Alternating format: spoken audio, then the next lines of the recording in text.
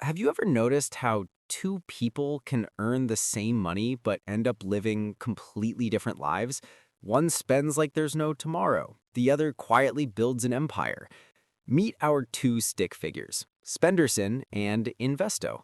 They both make the same $2,000 a month. Same city, same job, same chances. But 10 years later, one is broke and the other is a millionaire. How did that happen? Let's draw it out. Spenderson gets his paycheck. The first thing he does? Boom, new shoes, new phone, new weekend plans. He feels good for a moment. He scrolls through social media and thinks, yeah, I'm keeping up. Meanwhile, Investo gets the same paycheck, but he sees it differently. To him, that money isn't for spending, it's for building little workers. Every dollar has a job. While Spenderson's money disappears, Investo's money multiplies.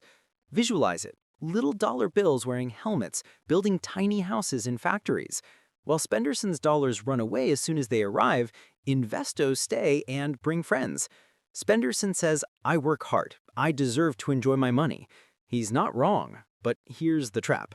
Every time he buys something new, he's trading future freedom for momentary fun. He gives away tiny pieces of his freedom every time he swipes his card. Investo still enjoys life, but he plays a different game. He sets aside $400 before spending a dime. To him, saving isn't about sacrifice, it's about buying time. He knows every dollar he invests today is one less hour he'll have to work tomorrow. At first, nothing magical happens. Spenderson's life looks exciting. Dinners out, latest gadgets, weekend trips. Investo's life, pretty boring. Old car, homemade lunch, same shoes. It doesn't look like he's winning. But behind the scenes, Investo's little workers start having babies. Those babies grow up and start working too. That's compound interest, or as Einstein supposedly said, the eighth wonder of the world. 10 years later, Spenderson is still working paycheck to paycheck. He wonders where all the money went, the raises, the bonuses, the overtime. He has more stuff, but less peace. He's buried under credit card bills that whisper, "You owe me." Meanwhile, Investo opens his account and can't believe his eyes. His $400 a month turned into over $100,000. Not by luck, but by time and consistency. He's not richer because he earned more, he's richer because he kept more. Here's the real difference. It's not about money. It's about mindset.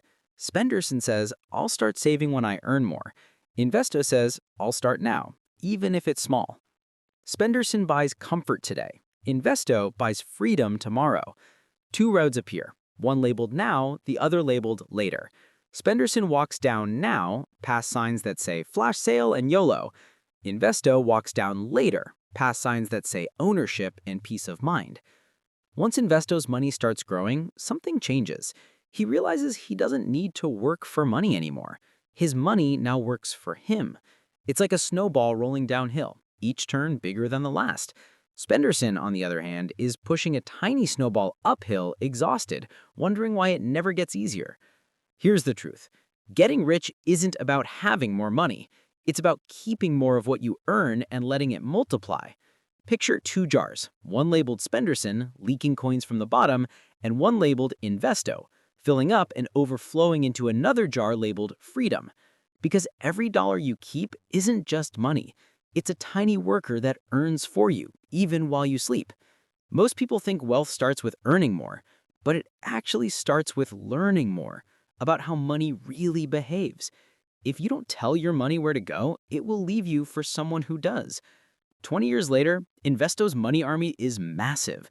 He doesn't wake up to an alarm clock anymore. His investments pay for his time.